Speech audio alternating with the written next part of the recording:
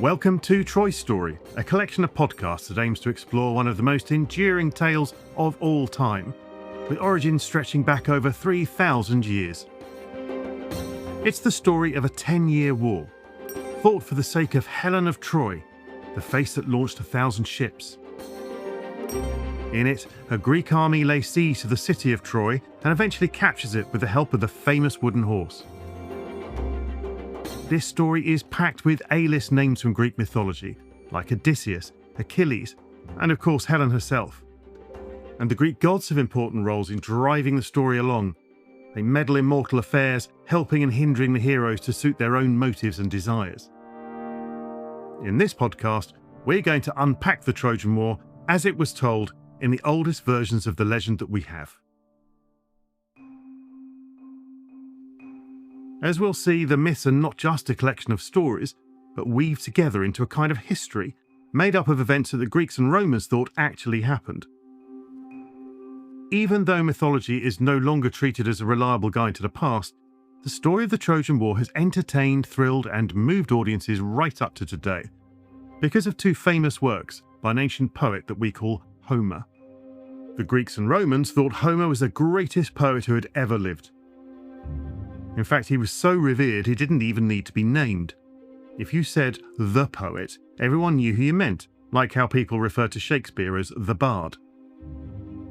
Even today, you can go into any half-decent bookshop and probably find a copy of one or both of Homer's works on the shelf. That's just incredible. These books have been in active circulation ever since they were first written down about 700 BCE. That's a franchise with a kind of staying power Disney would be proud of. And like any good franchise, they've inspired adaptations, spin-offs, video games, TV series, and movies.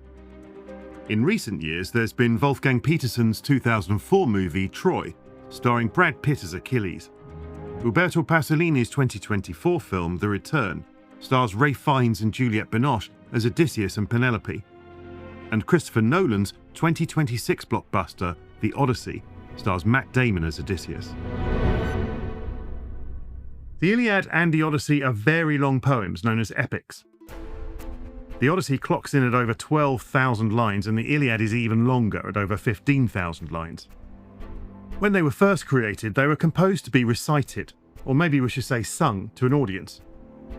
Even the shorter Odyssey would have taken some 20 hours to recite. That's about the same as watching all 9 core Star Wars movies back to back, the ones that are collectively known as the Skywalker saga. But the Iliad and the Odyssey don't tell us the whole story of the Trojan War. They're more like individual Star Wars movies within the saga.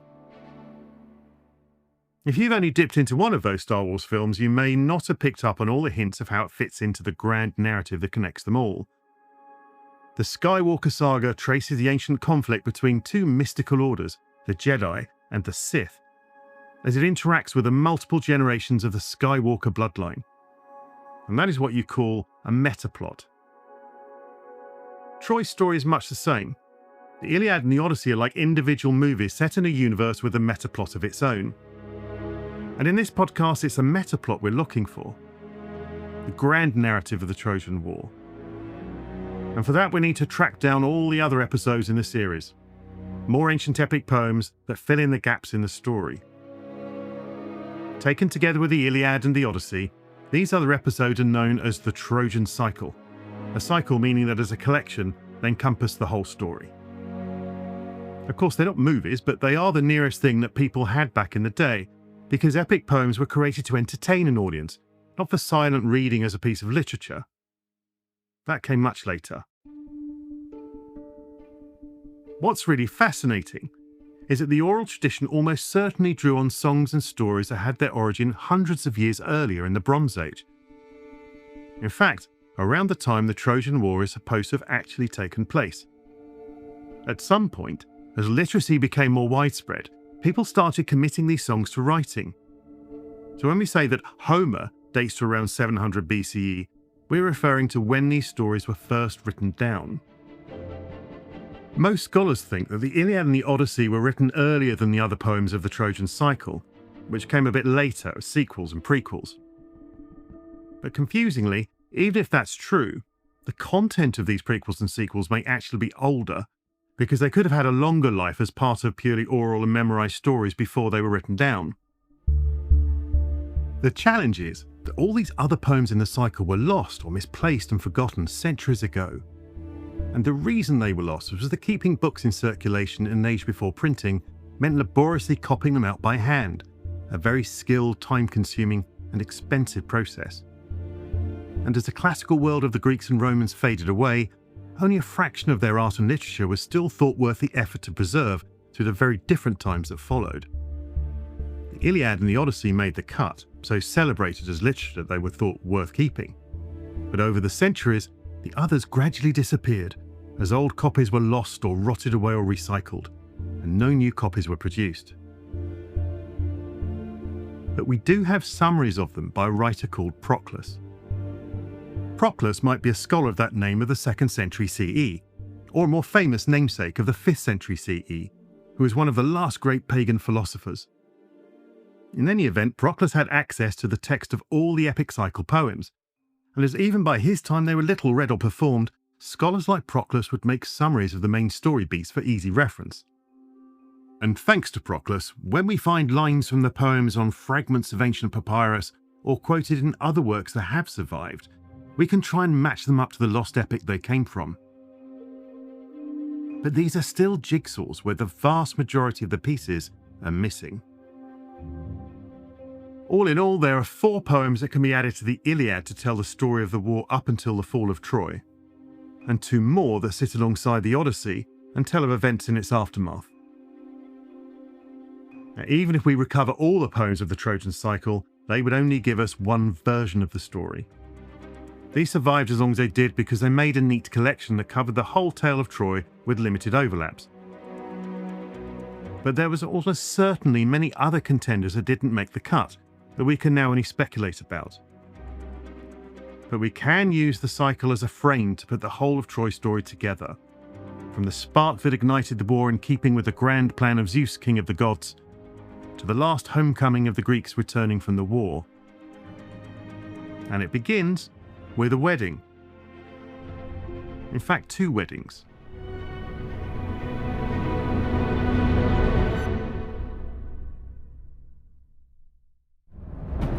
Peleus is a mortal king of a place called Phthia in Thessaly, northern Greece. His bride-to-be is Thetis, a sea goddess. The occasional union between goddess and mortal man is a rare event in Greek mythology, and a full-blown marriage is quite exceptional. This one's an arranged marriage engineered by Zeus himself. Thetis' beauty had caught the attention of the greatest gods, including Zeus, but aside from risking the wrath of his wife Hera, Zeus has reason not to pursue his interest. A prophecy has warned that Thetis would bear a son greater than his father, and this is a problem if you're king of the gods. Unlike mortals, gods carry on living forever after their offspring grow up, so there's no natural stepping aside for the next generation. So you can see the problem. If Zeus, or even his brother Poseidon, father a child greater than themselves, it could come to threaten their rule, just as Zeus has overthrown his own father, Kronos, to become king of the gods. So, they decide to marry to a mortal, Peleus. The magnificent wedding is held on Mount Pelion, and the guest list includes gods, goddesses, and heroes. But in a very early example of a fairy tale bad fairy story, someone forgot to invite Eris, the goddess of discord and strife. We can assume she was not generally welcome at parties. But she arrives anyway and drops a bombshell in the form of a golden apple. And this golden apple becomes the object of desire for 3 powerful goddesses at the wedding celebrations: Hera, queen of the gods, Athene, goddess of wisdom and war, and Aphrodite, goddess of love. Now Zeus refuses to make the call on who will get the apple, and instead delegates the decision to a young mortal, a Trojan prince called Paris. He's not at the wedding, so this is going to happen later.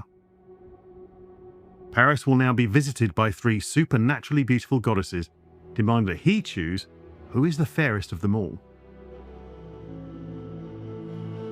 Now at this stage we get our first taste of how hard it can be to work out a logical chain of events in Greek myths. If you know anything about the story of the Judgment of Paris, then you know he's going to choose Aphrodite over Hera and Athene, because the love of the most beautiful woman in the world is clearly a more exciting bribe than power, prowess and wisdom as offered by Hera and Athene. And you may be aware that this is going to cause strife, because Paris is offered Helen, a woman already married. This is going to start a war. But at this stage in the story, Helen probably isn't yet married. Her own betrothal is another twisted tale that will become part of the tragedy of the Trojan War, and a fine example of how many tangled threads are woven by ancient Greek storytellers to lead towards the main event. We first find Helen in Sparta, where her father Tyndareus is king, and her mother Leda is queen. As the story goes, Zeus takes an interest in Leda and seduces her disguised as a swan. And she sleeps with her husband the same night and becomes pregnant with a mixed brood of children. 2 boys, Polydeuces and Castor, and 2 girls, Helen and Clytemnestra. Of these, Polydeuces and Helen are said to be Zeus's children, and Castor and Clytemnestra to be the natural children of the mortal Tyndareus. Years later, when Helen reaches marriageable age, her father Tyndareus can take his pick of suitable husbands. Famous heroes from all over Greece line up to make their bid. And in some of the accounts, it is in fact a bidding war, in which Helen will be given away as a bride to the man that pledges the greatest wealth to her father. This story also introduces Odysseus, of whom we shall hear much more later.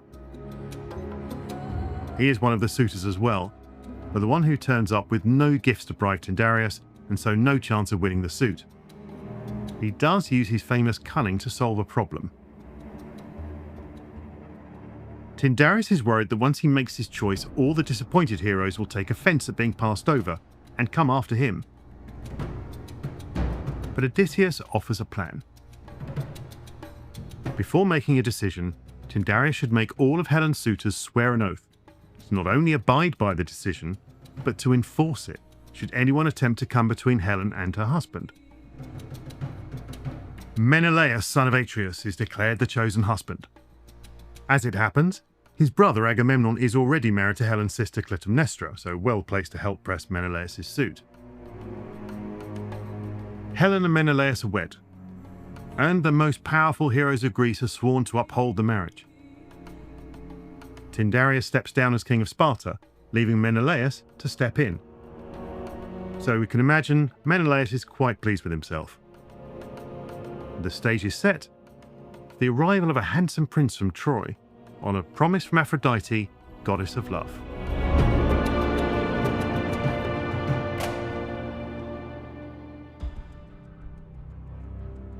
We have to imagine it is some years before Paris turns up in Sparta, because in the meantime, Helen has a daughter by Menelaus, and her name is Hermione.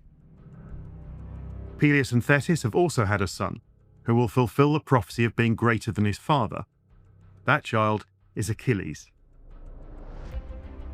We should point out at this stage that the fairy tale elements of how events lead to the Trojan War are wrapped up in a wider scheme.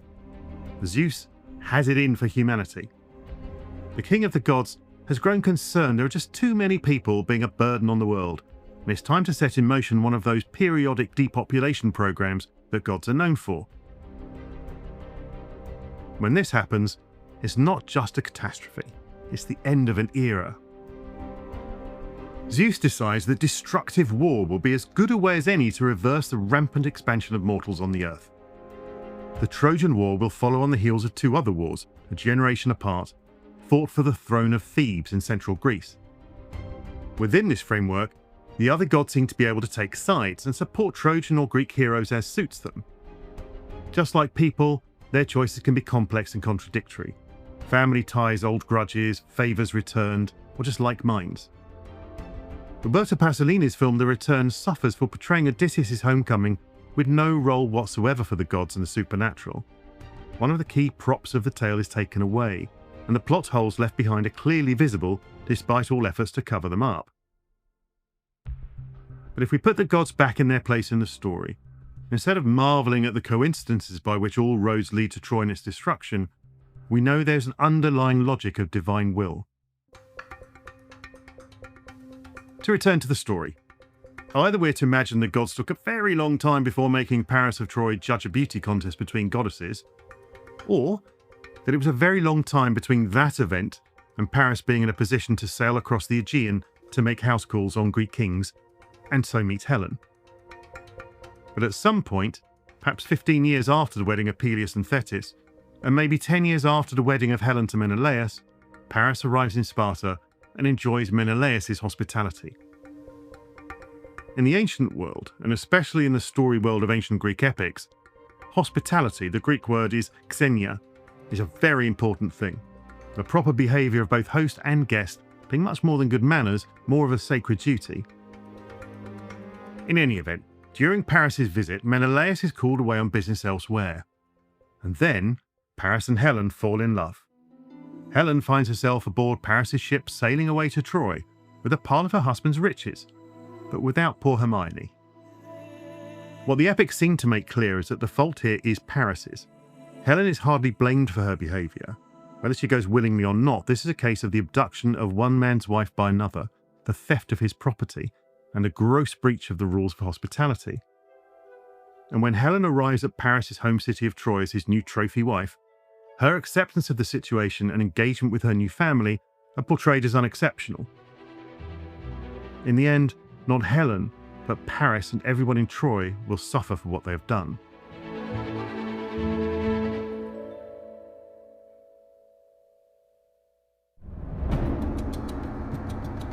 When he finds out what has happened, Menelaus goes to his brother Agamemnon, who is now the preeminent king amongst many Greek kings, lord of the wealthy city of Mycenae.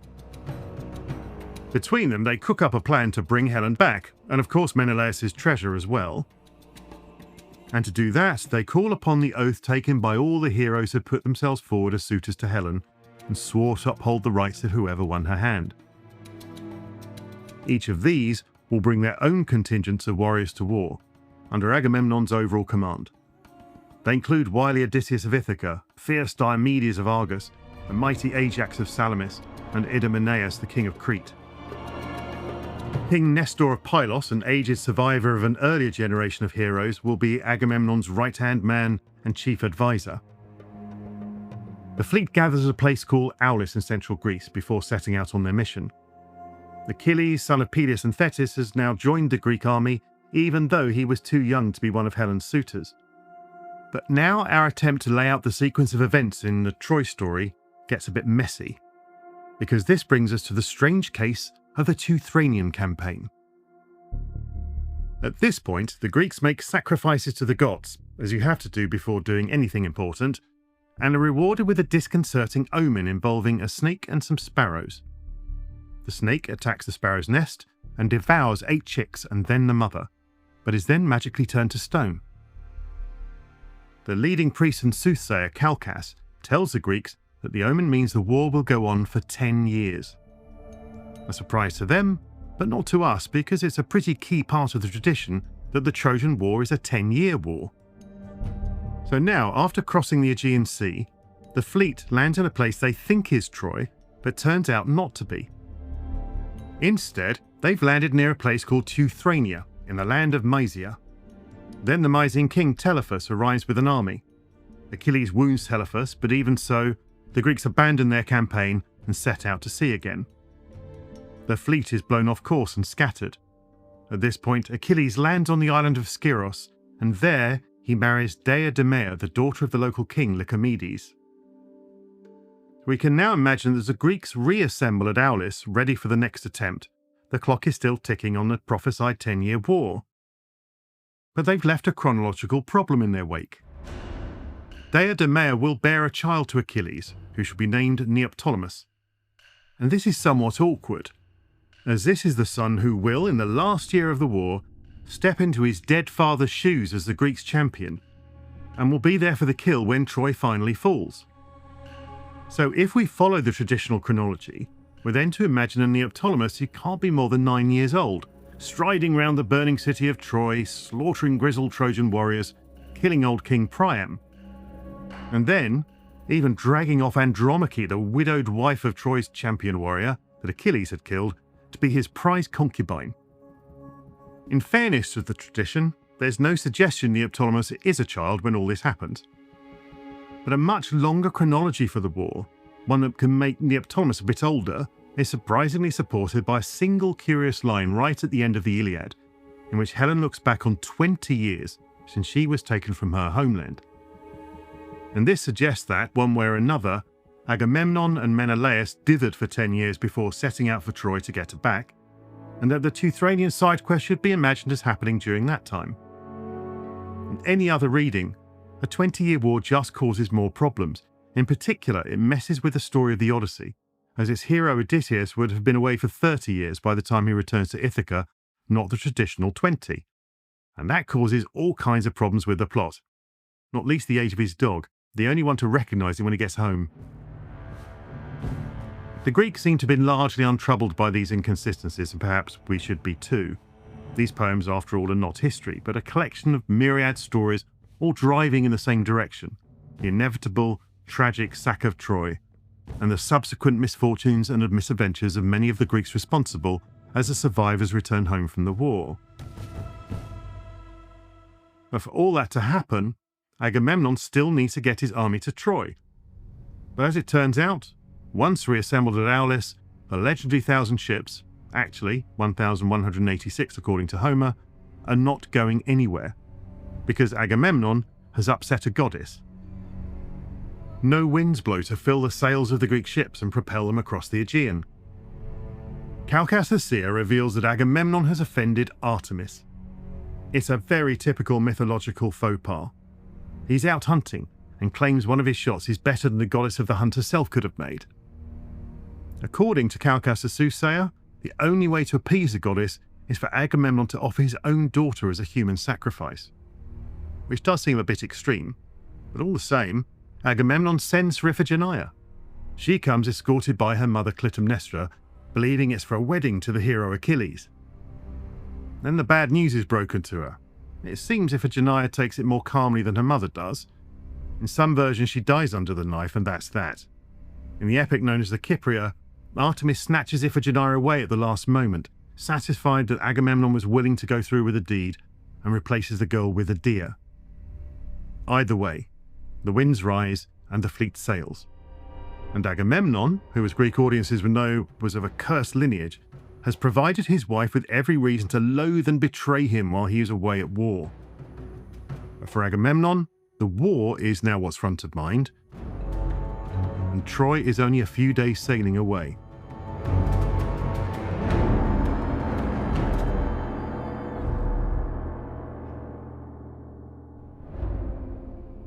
The Greeks make a stop on the island of Tenedos, in sight of their destination, and enjoy a final feast before the war begins in earnest.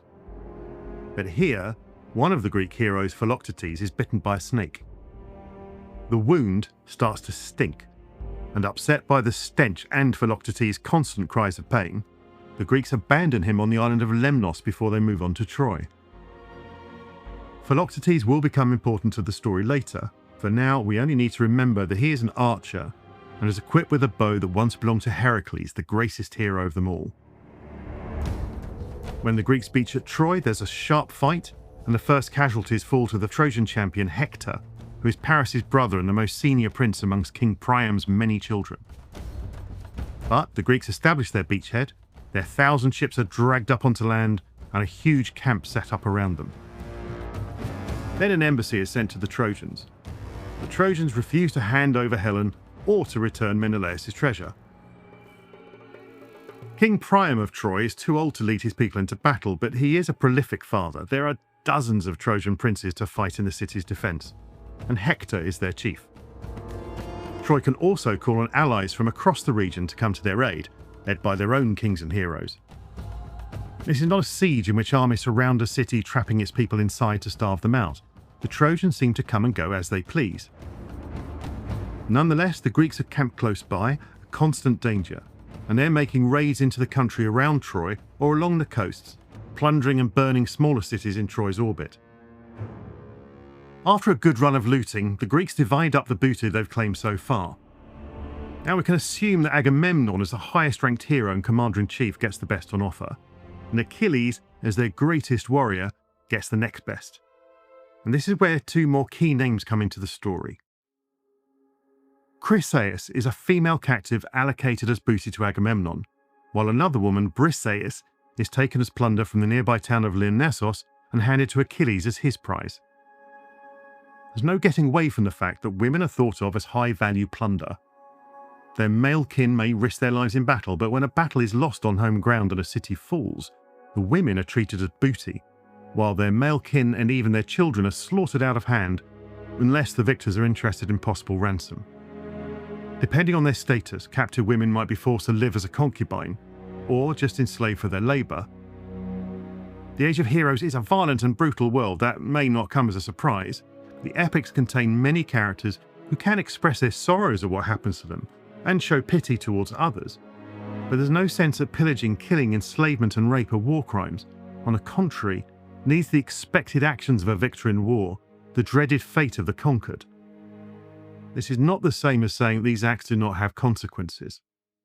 The plot of the Iliad is set in motion because these two women, among many, are victims of these Greek raids and conquests in the regions around Troy, and that they've been awarded to Agamemnon and Achilles as part of their share in the spoils of war to which they are entitled.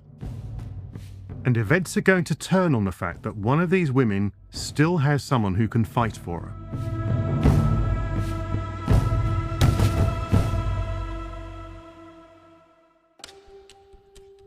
We've only now got to the point where we encountered a masterpiece of epic storytelling that is the Iliad.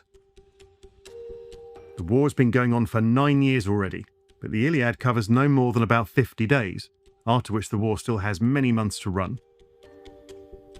The Iliad is a character drama in which Agamemnon, Helen, Priam of Troy, Paris, Menelaus, Ajax, Hector, Odysseus, Diomedes, and even the gods themselves are part of the vast supporting cast. But the central character is Achilles, and the fates of Greeks and Trojans alike are wrapped up in his story arc. Homer tells us what the Iliad is about in the first lines and even in the first word. Minin aedetheia, peleia deo Achilleos, ulo menen himuri achaios algeathike. And that tells us it's about rage. He says, "Sing, goddess of the wrath of Achilles, son of Peleus, the accursed wrath that brought countless pains upon the Achaeans."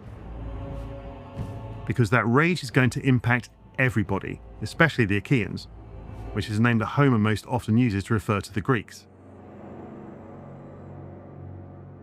The Iliad opens with a quarrel between Agamemnon and Achilles. A man called Chryseis comes to the Greek camp. He wants to ransom one of those unfortunate women taken as war booty because she's his daughter. Agamemnon dismisses him, actually quite rudely, but Chryseis happens to be a priest of Apollo, a god who's also a known Trojan supporter, and goes off to pray to the god for help. You may think of Apollo as a god of nice things like music and healing and light and prophecy, but he's also the god of plagues, and in answer to Chryseis' prayer, he sends a plague among the Greeks. Agamemnon has no choice but to release Chryseis to end the plague.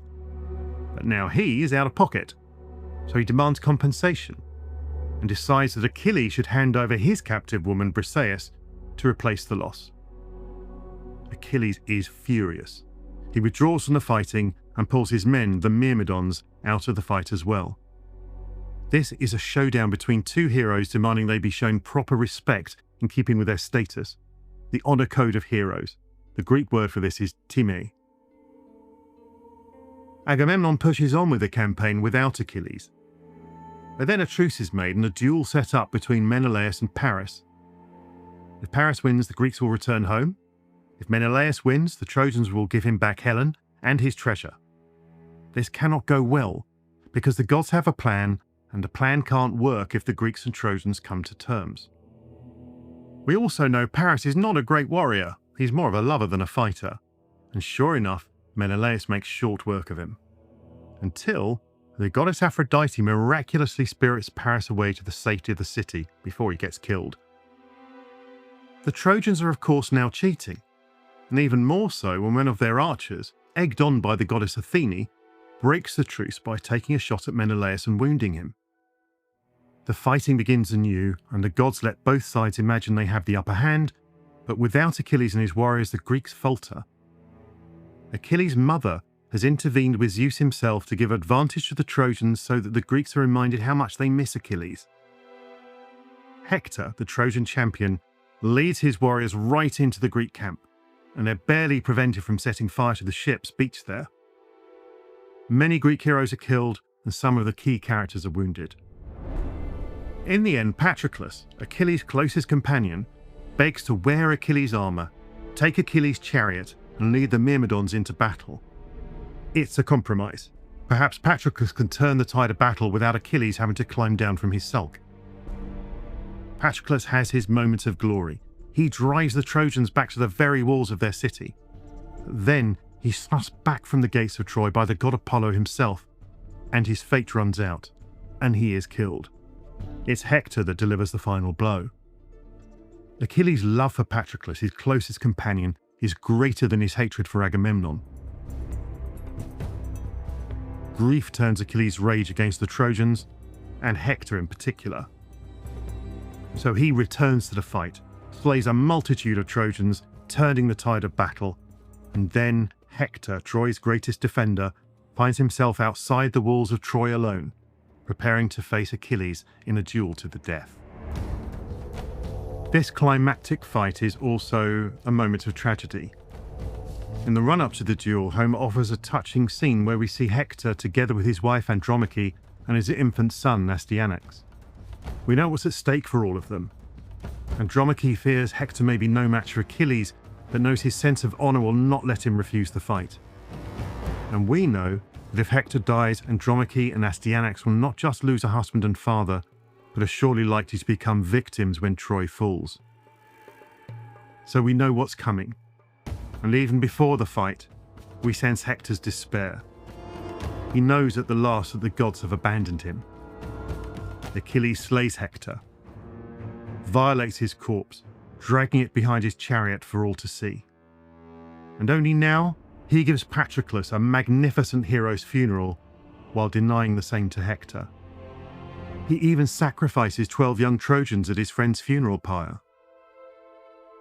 It is only when Priam comes to Achilles in secret, not as king of Troy, but as a grieving father, kissing the hands that killed his son, that Achilles' violent anguish is finally resolved.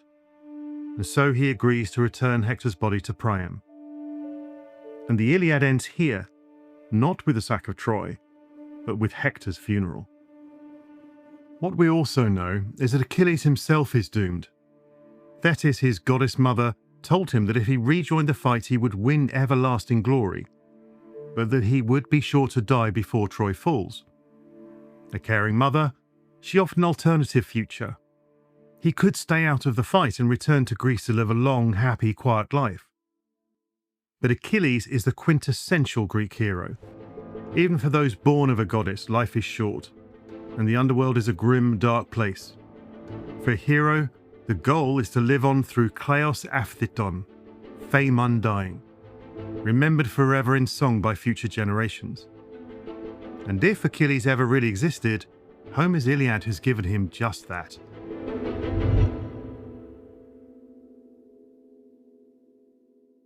But Troy's story is not yet done. For ancient storytellers, it was just too good not to stretch the story into multiple seasons. Vital questions remain, such as, how will Achilles meet his fate? What happens when Troy falls? Even though the Iliad left off the story in the 9th year of a 10-year war, there would be 2 more poems in the epic cycle before Troy could burn. An epic called the Aethiopis picks up the thread. New allies arrive for Troy, reviving Trojan fortunes. First, there is Penthesilea, queen of the Amazons. As she and her companions throw themselves into battle, it once more falls to Achilles to save the day. He slays Penthesilea, but there's more to it. A hint that his admiration of this powerful female warrior inspires a strange kind of love when their eyes meet even as he finishes her off. And the fact their names mean more or less the same thing in Greek, the suffering or grief of the people. A notorious figure in the Greek army, Thersites, a low, unheroic, ugly character, taunts Achilles about his love for Penthesilea. provoking Achilles to murder him in a fit of rage. Then comes Memnon. He is apparently the most beautiful warrior to grace the battlefields around Troy. His mother is the goddess Eos, the dawn. His father was once a Trojan prince. He's come all the way from the land of the Ethiopians with an army. It's not at all clear where the land of the Ethiopians is in the Greek imagination, just that it is very far away, and its inhabitants are darker skinned. This is the meaning of the word. Homer seems to think that there are both East and West Ethiopians. Hesiod, another poet who's probably writing around the same time as Homer, makes a connection with Africa and the lands around Egypt. Memnon kills Antilochos, one of Nestor's sons, in battle, and old Nestor seeks a duel to get his revenge. But Memnon's sense of honour won't let him fight an old man. So Achilles takes up Nestor's cause. They fight. Achilles is wounded, but nonetheless delivers the killing blow. Noble Memnon dies, and his followers flee. Achilles pursues the Trojans right back to their gates, but now at last the god Apollo guides an arrow shot by Prince Paris, and Achilles is struck and killed. There is, incidentally, nothing in the epics that grants Achilles invulnerability except for his heel. That's a later accretion to the myth. He's struck down like any other warrior in the heat of battle by a lucky shot.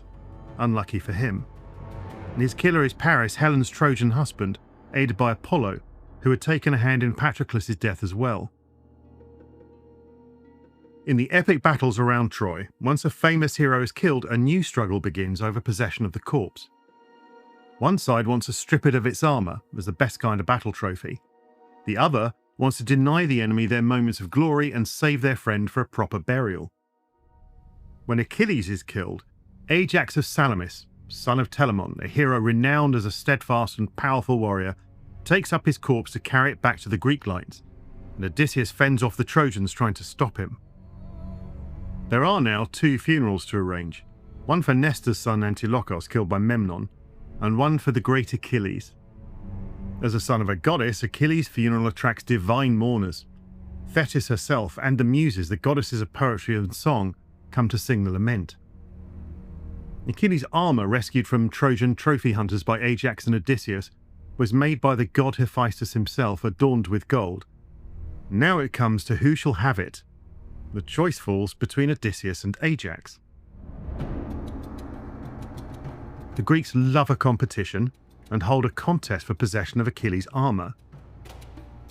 The contest is a judgment over which of Odysseus and Ajax is deemed the most valorous. With the help of his patron goddess Athene and his own wiles, Odysseus wins the judgment. Ajax is mad with shame and frustration and commits suicide by throwing himself on his own sword. And so there's another tragic end for a hero who we would imagine the audience always had a soft spot for. His bravery has been an example to all the Greeks throughout the long story of the Trojan War. At this point, the Greeks are deprived of the talismanic power of Achilles on the battlefield, as well, of course, as Ajax. And yet Troy is largely spent and its eventual fall is surely a matter of time. But let's not forget, this is a city defended by walls that were built by the gods Poseidon and Apollo. It's not going down until the storytelling opportunities have been exhausted. Our Troy story now becomes a series of mini-quests that have to be accomplished before the gods will allow that to happen. Odysseus takes an important prisoner by ambush. Helenus is yet another child of King Priam, and one of those who is gifted with prophecy. Helenus becomes a key source of information and plot devices, revealing what the Greeks have to do to fulfill the gods' conditions for Troy to fall into their hands. For one thing, Helenus tells them they cannot take Troy without the bow of Heracles. It's held by Philoctetes, abandoned years earlier because of a foul wound. Diomedes is sent to bring him back, and one of the famous healers among the Greek heroes, Machaon, heals his wound. One does wonder why he didn't do that 10 years ago. Nevertheless, restored to the Greek ranks, Philoctetes now duels with Paris and kills him. Menelaus steps in to mutilate the corpse of the Trojan prince who insulted his hospitality, Hyxenia, stole his wife, his treasure, and triggered a war. But even now the Trojans don't give Helen up. Instead, she's married off to another of the seemingly inexhaustible supply of Trojan princes, this one called Deiphobos. There are still things that have to happen before Troy can fall. Odysseus now goes to Skyros to fetch Neoptolemus, the son of Achilles by Deiodamea. As we heard earlier, we have to assume a chronology in which Neoptolemus is not 9 years old, but we should probably picture him still as a teenager. Once he arrives at Troy, Odysseus presents him with Achilles' marvellous armour. He's all set now to step into his dead father's shoes, and he's arrived just as the last hope of the Trojans appears on the scene as well. This is Eurypylos, son of Telephos, who brings a contingent of Mysian warriors to fight alongside the Trojans. He is another formidable foe, and among others kills the healer Machaon. But then, young Neoptolemus steps into the fight and kills Eurypylos. And with this death, we can picture Troy as a city formerly under siege. All her allies are gone. Of their best fighters, only Aeneas, a grandson of Aphrodite, remains alive. But they still have their city walls to protect them. These were famously built by the gods Poseidon and Apollo, so surely impregnable to mortal attackers. More than once Apollo has thrown back Greek heroes who threatened to breach them. Troy will only fall when it's time. So wily Odysseus sneaks into the city in disguise, and there he finds Helen. Together they plot how the Greeks can finally capture Troy. And yet one more quest is needed to ensure the city's fall. So, in another night raid, Odysseus and Diomedes, the warrior king of Argos with whom Odysseus is often paired when there's a special mission to be undertaken, sneak into Troy to steal a sacred image from the Temple of Athene, known as the Palladion. Once this is removed, then Troy is at last vulnerable. Odysseus and Diomedes make it back to the Greek camp with their prize. Only now, the stratagem of the wooden horse, inspired by Athene, devised by Odysseus, and executed by a craftsman called Epeios, is set in motion. The horse is built, the best of the Greeks are hidden inside, and the rest board their ships and sail away as if abandoning the siege. But only so far as the island of Tenedos. The delighted Trojans, thinking the siege broken and the wooden horse some kind of propitiation offering to the gods, bring it into their city. And to do that they have to pull down part of the wall. Then they set about feasts and celebrations. If this sounds at the very least incautious, it's important to remember that worst and best decisions made by characters in these epic tales are steered by the gods. The gods have plans, and they will deceive, encourage, and advise mortals towards whatever actions will ensure those plans unfold. For example, a priest, Laocoon, warns against having anything to do with the wooden horse. Before his warnings can land with his fellow Trojans, the gods send serpents to kill him and his sons.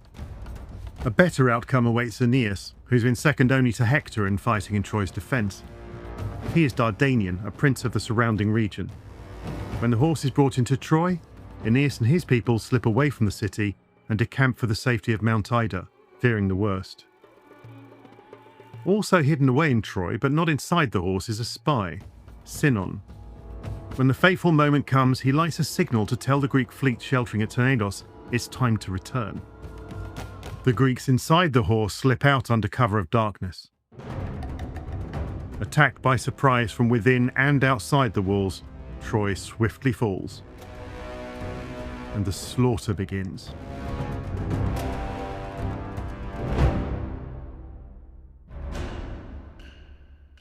Neoptolemus, son of Achilles, finds old King Priam taking sanctuary at the altar of Zeus Herchaos, the defender of homes and hospitality.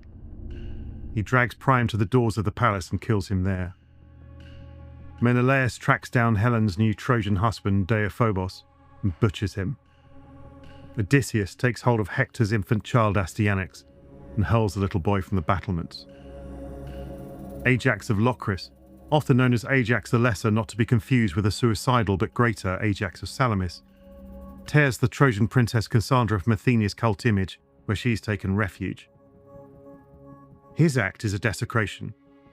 For a moment his comrades consider stoning him to death for violating Athena's sanctuary, but they don't follow through because, ironically, Ajax himself takes sanctuary at Athena's altar. This will be a mistake. The surviving Trojan women are shared around. Hector's widow Andromache, mother of the murdered child Astyanax, is taken as a prize by Neoptolemus. Queen Hecabe, wife of Priam, by Odysseus. Cassandra is taken by Agamemnon. And Menelaus leads Helen back to his ship. A few Trojan men have survived. Helenus, the soothsayer prince who gave the Greeks the secrets to capturing Troy, is now Neoptolemus' prisoner. Antenor, the king's chief counselor, is spared because he had advised coming to terms with the Greeks. Although some story versions say Aeneas leaves Troy as Neoptolemus' prisoner, he is mostly remembered as the survivor, making his escape together with his father Anchises and his little son Ascanius, and all of their followers.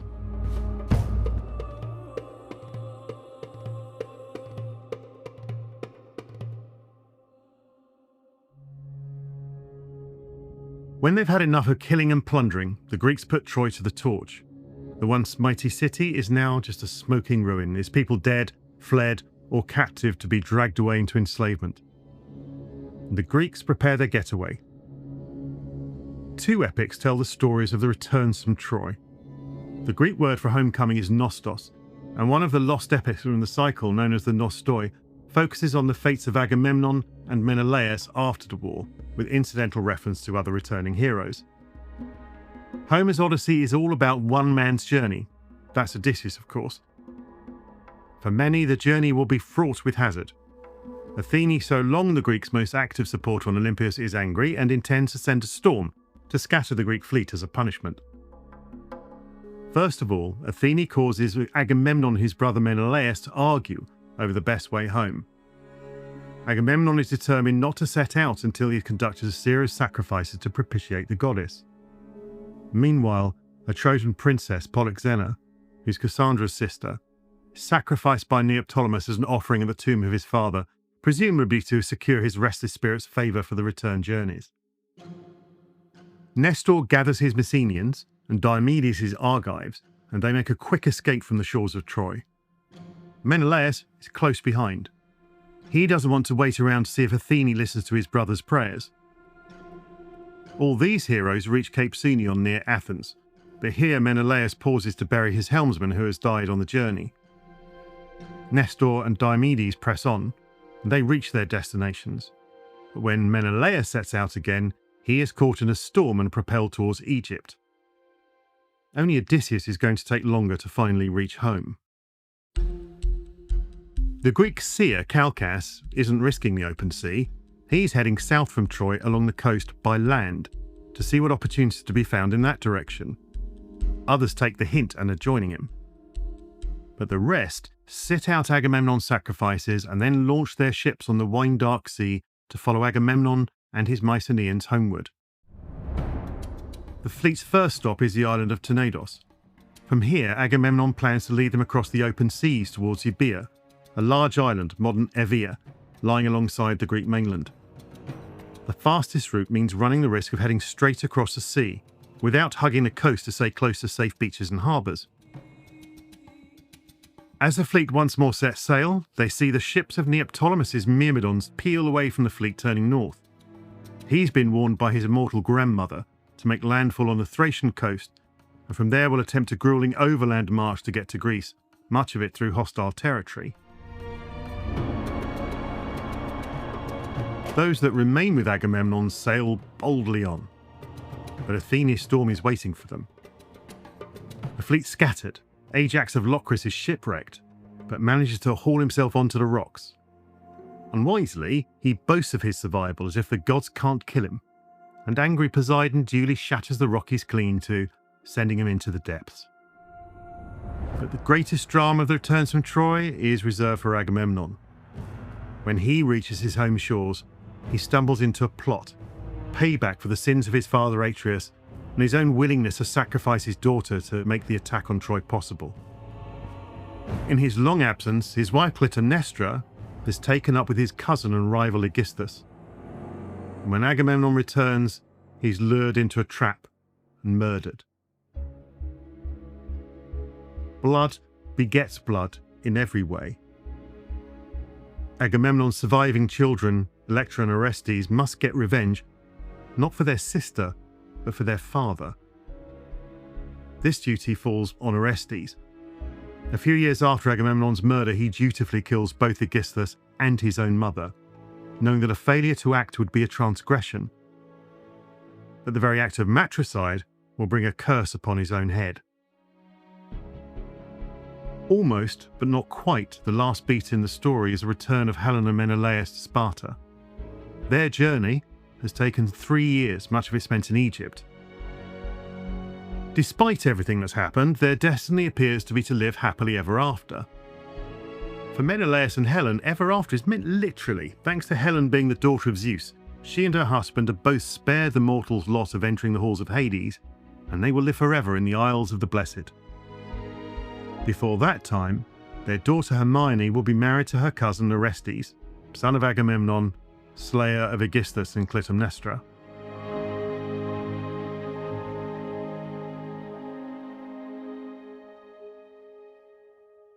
Our last glimpse of Helen is in the Odyssey, which begins not with Odysseus' journey home, but with how affairs are in his homeland of Ithaca after 20 years of absence, and a journey by his son Telemachus, who goes calling on old King Nestor at Pylos and on Menelaus and Helen at Sparta, looking for news of the whereabouts of his father. Odysseus has been missing for 10 years, and his return, after a journey in which he had lost all his ships, all his men, all his plunder from Troy, will end with another bloodbath. Homer's Odyssey is an extraordinary tale in which Odysseus' own adventures take us into a fantasy realm populated by monsters and magic, an unknown world into which those who are lost in Greek myths can too easily find themselves. But the core story is much more prosaic. The husband and father is missing in action.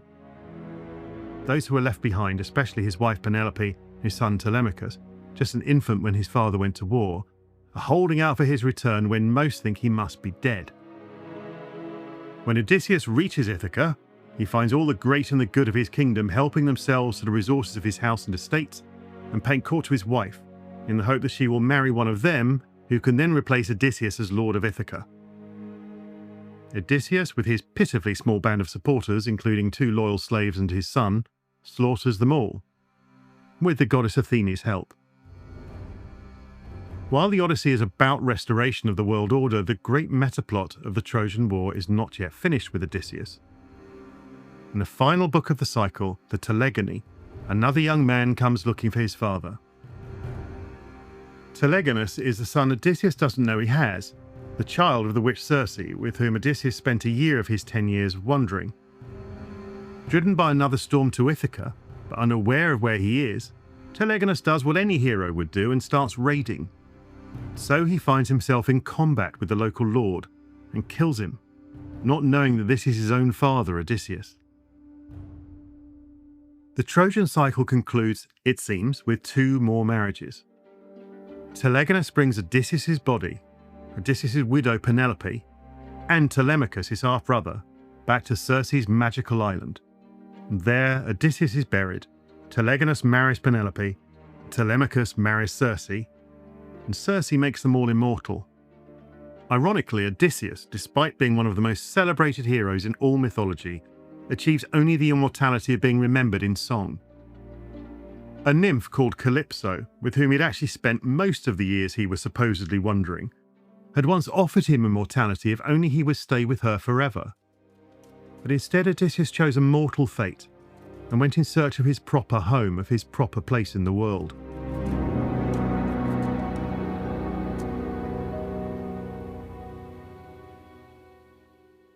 This now is the final destination of the Trojan War metaplot. Zeus's plan is fulfilled.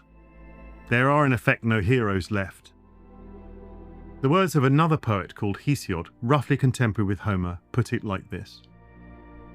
Grim war and dread battle destroyed a part of them, some in the land of Cadmus at 7-gated Thebes when they fought for the flocks of Oedipus, and some when it had brought them in ships over the great sea gulf to Troy for rich-haired Helen's sake. Their death's end enshrouded a part of them.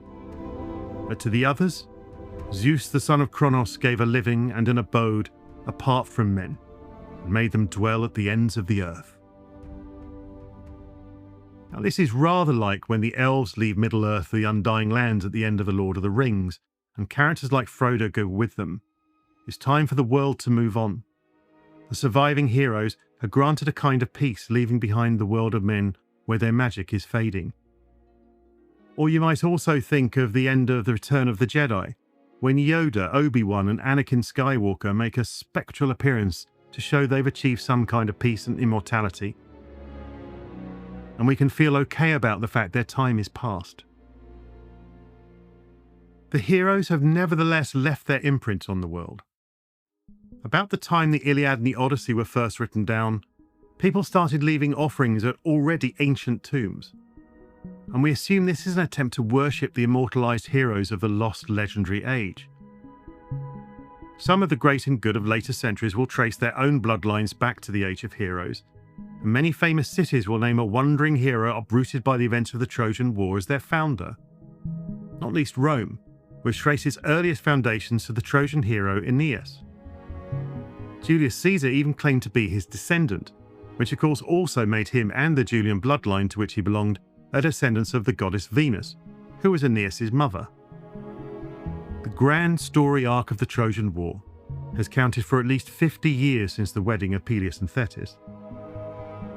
Given the rather shifting sands of time in Greek mythology, this is only an approximation, but it means the total timescale of Troy's story is not so very different to that of the 67 years covered by the 9 Star Wars films that map out the Skywalker saga, or the 60-year narrative arc that encompasses The Hobbit and The Lord of the Rings. The metaplot of the Trojan War is no less epic, its world no less vividly imagined. Its triumphs and tragedies are no less moving, for the fact it precedes these modern creations by so many centuries. And all the more so because its roots are in the real world, a lost past that offers fascinating mythological puzzles and historical mysteries to solve. In future episodes, we'll be exploring some of the big historical questions provoked by the legend of the Trojan War.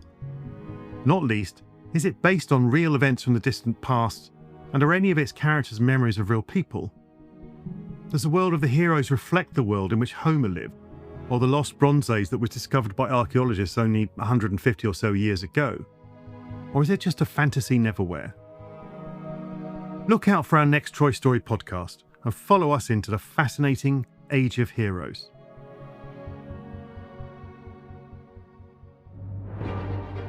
This podcast was an Impossible Factual production, written and presented by Jonathan Drake. The editor was Egley Kelly, and the music was by Simon Passmore.